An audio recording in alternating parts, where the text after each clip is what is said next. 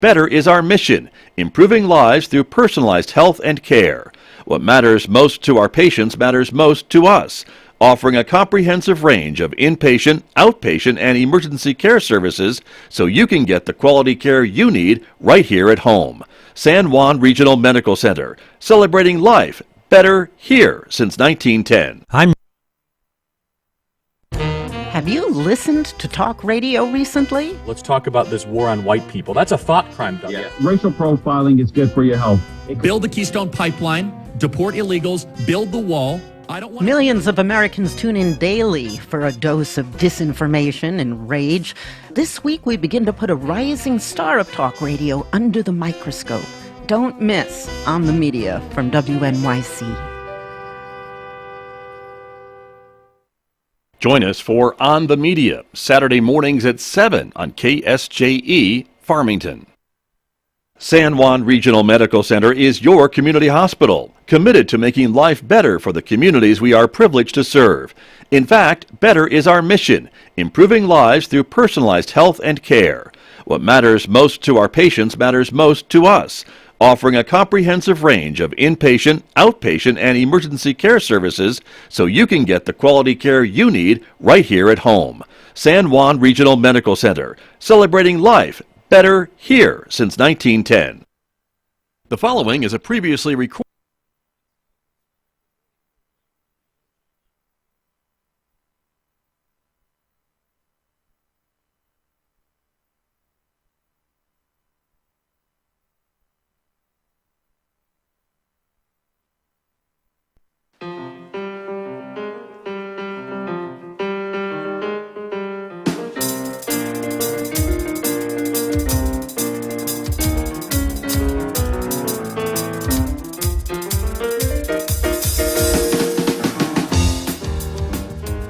"11 minutes past 8 o'clock. It is Wednesday morning, the 30th day of November, 2022. Good morning, everyone.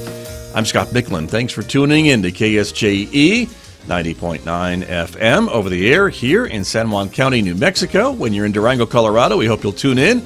Anytime, of course, at 103.3 FM. And when you're traveling elsewhere or staying elsewhere, just go to our website to listen, ksje.com, or ask your smart speaker to play KSJE.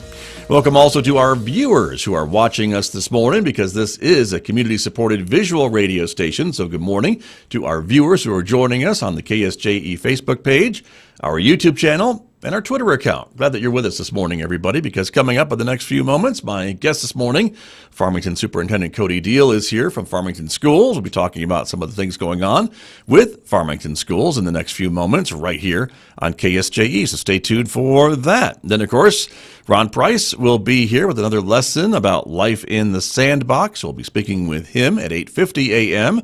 right here on the radio and online. Next hour on the radio, Mick Hess is going to take us roving with the arts. Mick is playing some really unique Native American music for us as we wrap up Native American Cultural Awareness Month, of course. So that's coming up today, 9:06 on KSJE. Then at 10:30, it is Right On Four Corners, our local and regional author program with our new host, Delcherie Gladden. And Delcherie is interviewing one of the co-authors, of course, of the One Book, One Community selection, Send a Runner. So we hope you'll join us for that coming up today at 10:30 on KSJE. Don't forget, you can also connect with us on our Instagram page if you're a social media type person, and if you're a podcast type person, we got podcasts for you, and they're wherever you listen to podcasts, by the way. So if you're already on one of the popular podcast apps, just search for KSJE, and I bet you'll find us, and you can subscribe for free and discover a new program that you may have missed. Outside our studios here at San Juan College, we've got a cold, but sunny morning on this Wednesday. 19 degrees at the moment, and we're expecting lots of sunshine today, with a high this afternoon reaching 50 degrees. Partly cloudy tonight with a low near 26. Then tomorrow, sunny, even warmer with a high of 58 degrees on Thursday. Partly cloudy Thursday night with a low near 40. It'll be partly sunny on Friday with a high of 52 and a low of 31, and then mid-50s with partly sunny skies for Saturday and on Sunday.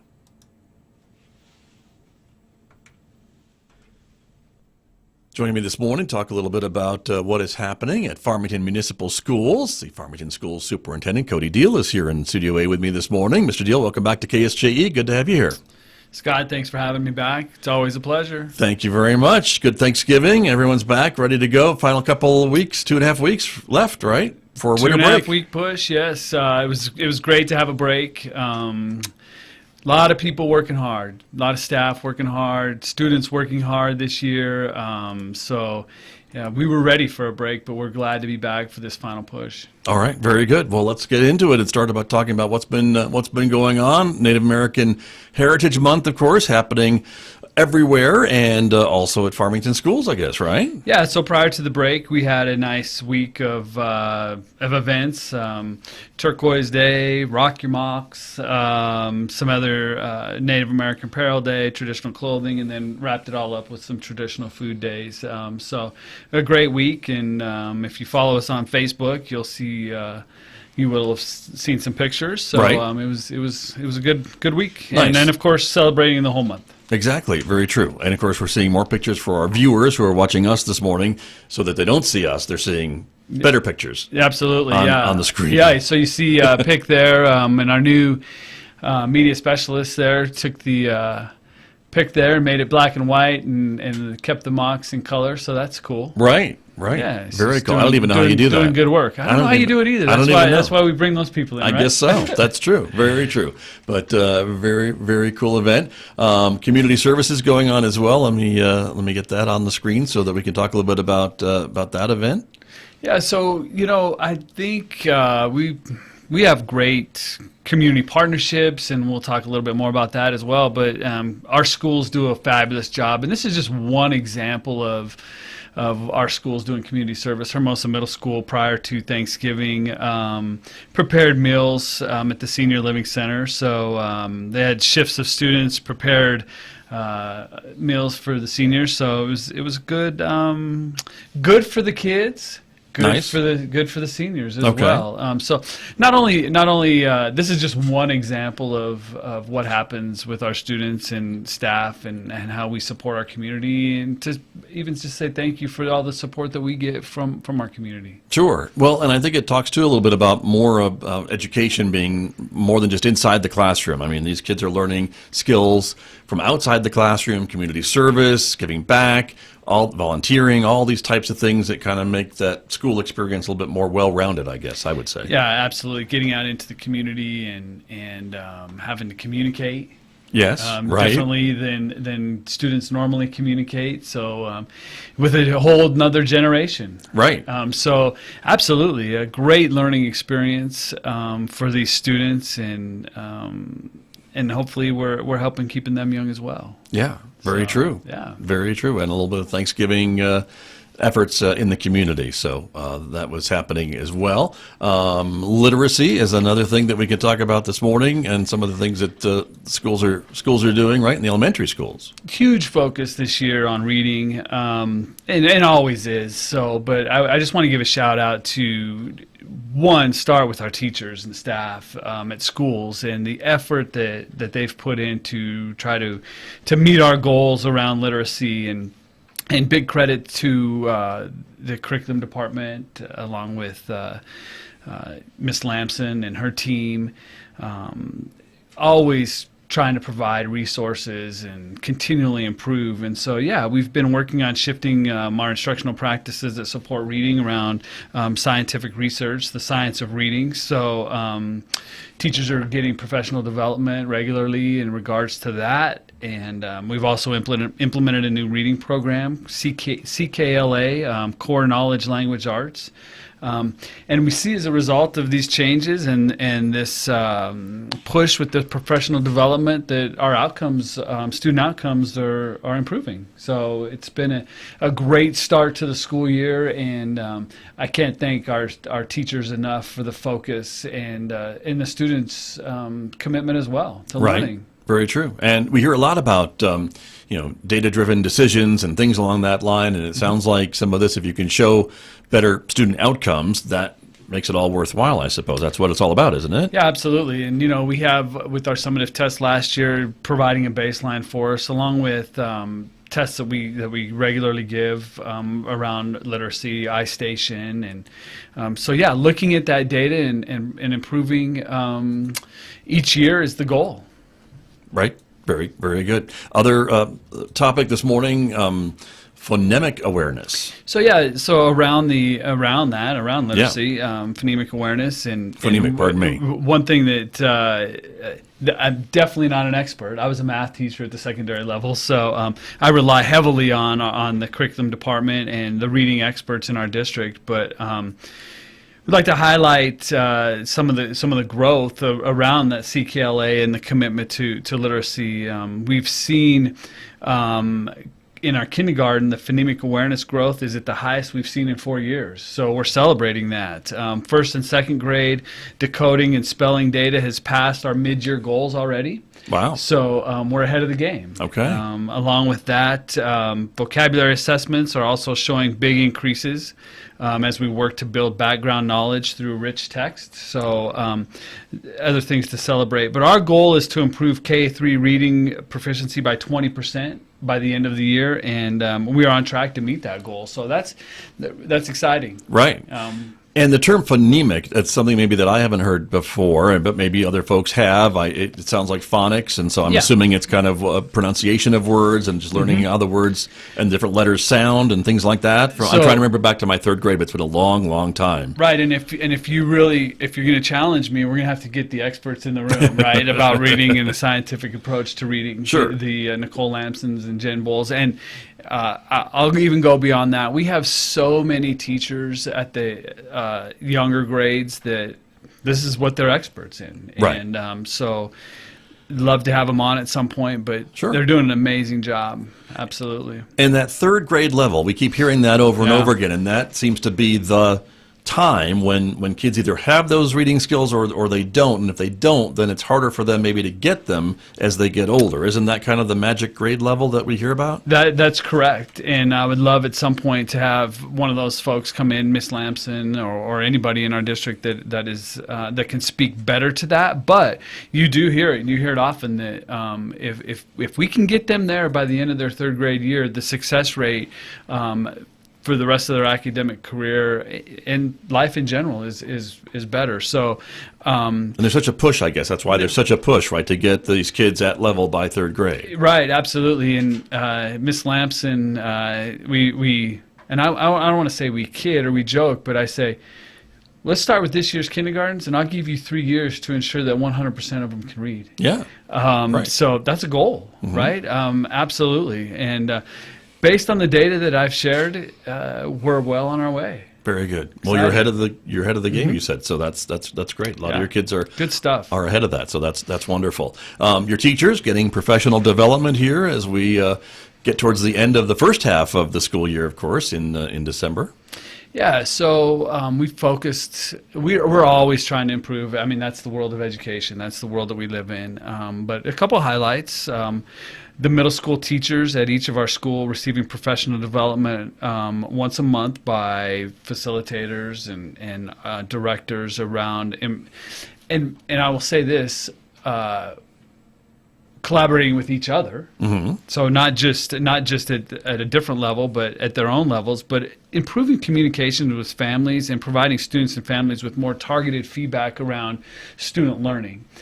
Scott, so often in schools we report on what students do, right, versus what students learn. So a big shift trying to focus on let's report out on what students are learning, where the gaps are, how we're going to intervene, how if students are at grade level or are on target with their learning goals, how do we enrich? So having those conversations at the middle school level has been very positive. So along with that, we're excited to report that as we work to address the needs to educate students on career opportunities, that we're participating in that all of our middle school students are participating in a career exploration course. So that's, I think key to keeping them engaged, keeping them interested. And so, and hopefully it allows them to develop their 4-year plan as they move through high school. Right. So that's been a big push as well. And or a focus, I should say. And then the other thing that I find that's really engaging and powerful in our schools is that we have teachers doing what we call instructional rounds. So they'll go observe other teachers in their school and then come back and reflect on strategies that they've seen, talk to the teacher that they watched perform these strategies, and how do they implement it in their classroom. So providing that focus on, or that climate of collaboration and teamwork, has been really powerful in our schools as well. So those are a few of the highlights that I've seen over the course of the first semester. Right. Nice. And I want to pick up a little bit on that career trend that you were talking a little bit about with some of your students, and how important it is maybe to get them to start thinking about these career pathways, we hear them being called, right, throughout education, and here at San Juan College for sure, and just how those can lead to different things, and to try to find out, what a kid is interested in, is passionate about, even as young as elementary school. Right, yeah. And so getting students interested and focused on a pathway that's going to take them beyond our system is a goal, and you'll see over the course of the next few slides that we talk about it. Our partnership with San Juan College has always been strong, and I want to thank San Juan College for one, being next door, but that collaborative partner in how we can provide more opportunities for our students. So the last couple of years we've focused on career pathways. Currently have 19 developed programs of study ranging from agriculture to engineering to welding. We've added a tourism and hospitality and tourism program that we offer at our Career and Technical Education Center down in Kate. Right. So I believe that we're going to see, and we'll see what happens at the legislative session, but I think we're going to see a different graduation pathway or requirements moving forward, which will enable our students to maybe figure out, or at least explore opportunities on what they want to do before they get out of high school. Right. We've been talking a little bit about that, hearing that a bit from your colleague, Mr. Summers, over in Aztec, about some of the perhaps changing graduation requirements. But that sounds like something that is being considered at the Roundhouse. We have a 60-day session coming up, and so there would be time maybe to talk about that, maybe see some legislation. And do you feel that would be a better fit maybe for some of your students if some of the requirements are changed just a bit, or what would you say? Yeah, absolutely. I think that some more local control and giving our kids more options. Right now, I'll just give one example with Mr. Summers seems to really hate Algebra 2. He really hates that class. You know what's amazing is I was just going to talk about math. Yeah, okay. The idea that our students have to have 4 math credits is, I support that. Right. But they're not all on a pathway where they need Algebra 2. So if I'm in a nursing program, what kind of math do I need to help me become a nurse, or whatever students choose to do? I saw a meme the other day on the social media that said, I made it another day without using Algebra 2. So there's value to that, and there's pathways for that where students need it. And there's pathways where I think if we focus in on what students are doing and where they're going, technical math for that career pathway would be more beneficial to the student. So changing those graduation requirements and giving students more options and giving districts more local control, I think, will be beneficial to students. Right. We always hear how New Mexico has some pretty stringent graduation requirements, yet our ranking is not as high as I know a lot of folks would like to see it, compared to other states. And so this all plays a role in it, doesn't it? Yeah, absolutely. And so it's funny, or ironically, that prior to showing up today, I received an email from one of our superintendents who runs our association, and of the top 10 ranking districts, or states on the NAEP scores, that graduation requirements and number of hours in schools significantly lower than New Mexico. So more is not always better. On states that rank higher in that listing, right, which is the one that we're usually 48, 49, 50. Yes. Gotcha. Absolutely. Okay. Very interesting. So this may go into some of those conversations, I guess, as well.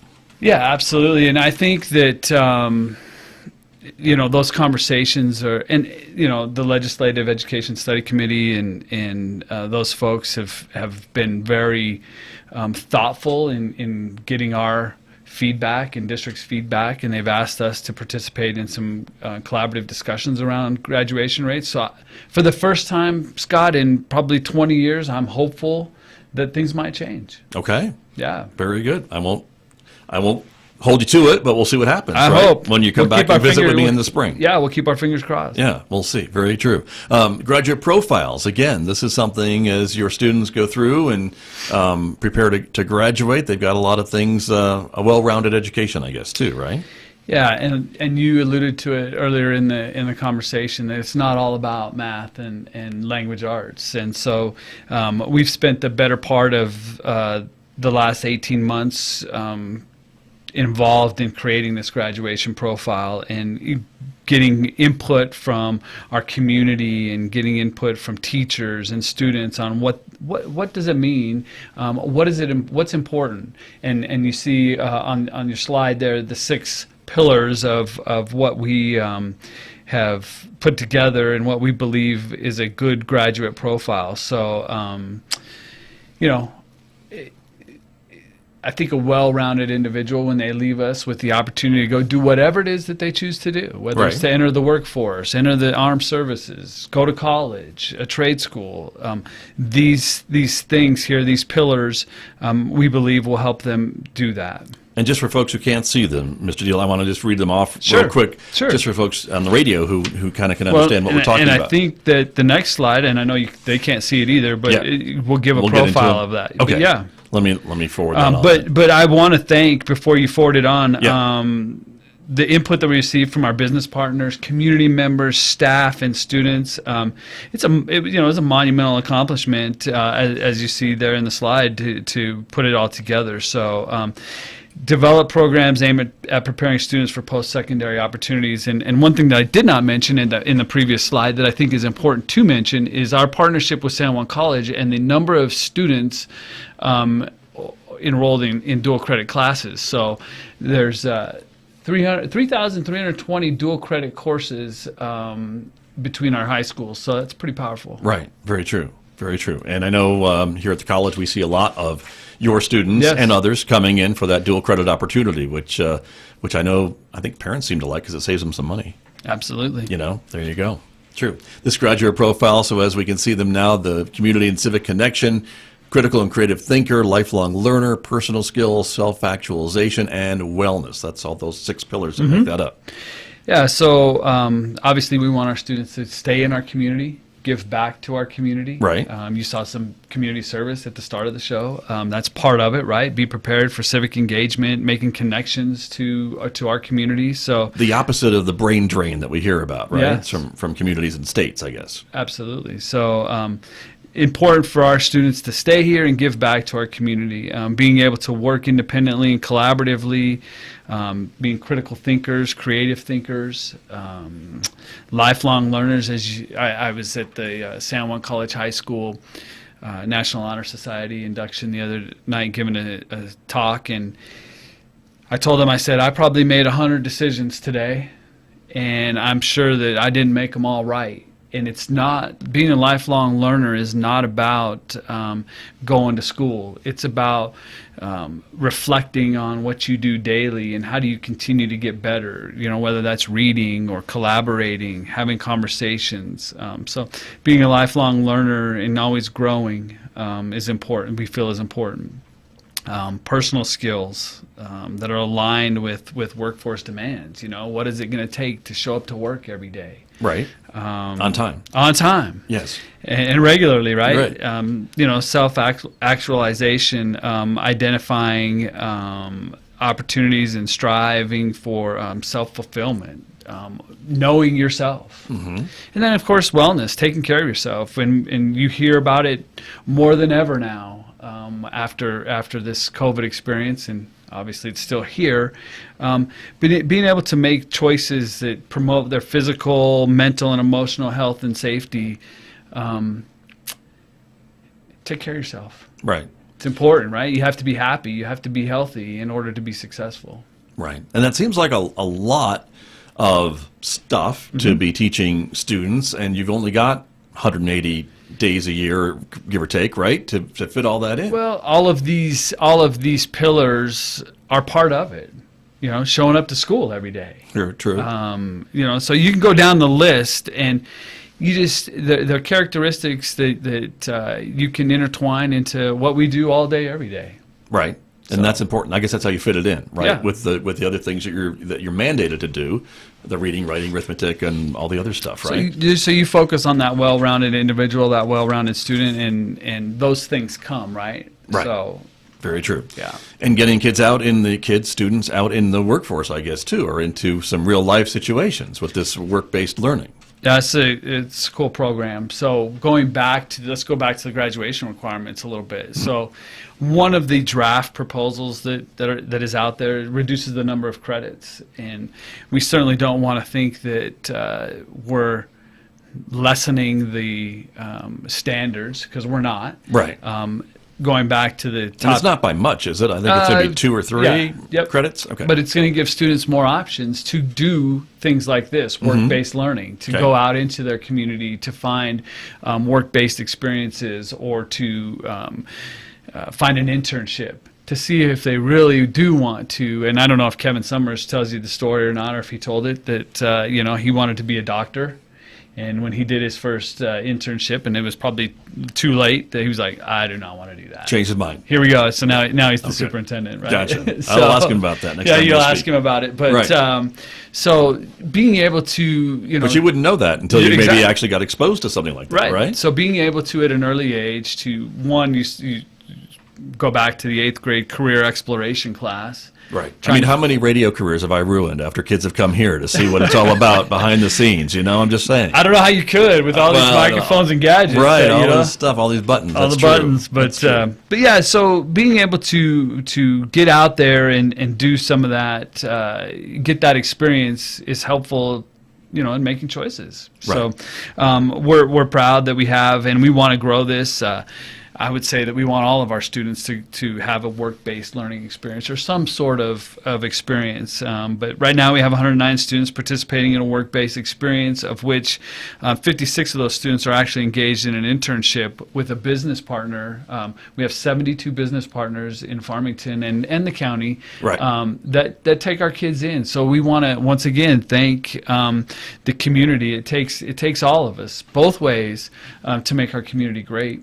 Right, but I was going to say, it seems like it takes people in the community, those businesses in the community, to be able to work with you and your students to offer these experiences for them. Yeah, absolutely. And we have staff at Farmington Municipal Schools that go out and work hard to create these relationships with these right. business partners.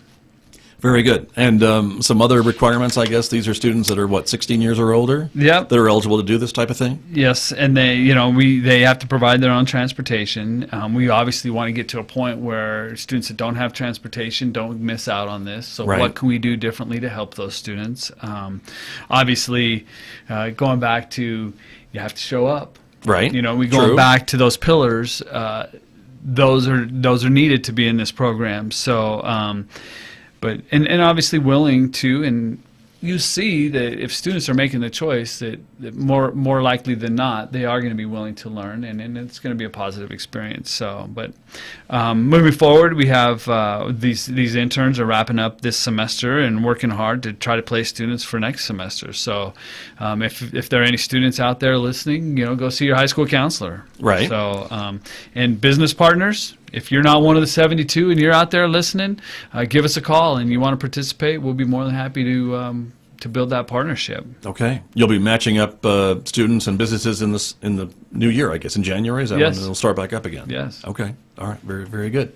And moving forward into years to come. So right. if it doesn't work this year, then we can certainly invite you to come see us next. Very true. Very true. We were almost out of time this morning, Mr. Diehl, but still some job opportunities at the Farmington schools? Always job opportunities. Always. So, and as you and every other district, I'm afraid. Yeah. Yes. And as we move into the next semester, we'll have teachers retire. Right.